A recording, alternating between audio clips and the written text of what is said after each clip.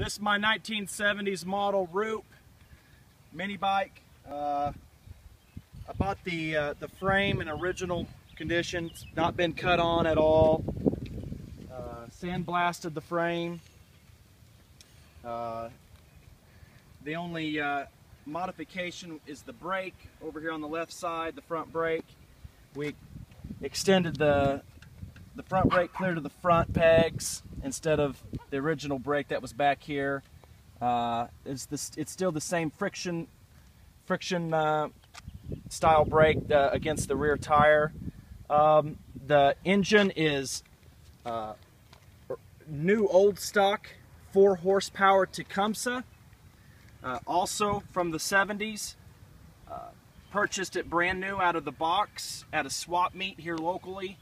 Was real thrilled to find it, seeing as how it's the same engines that were put in these old Rupp Minibikes. It's got less than 3 or 4 miles on it. We just been ripping around the neighborhood in this.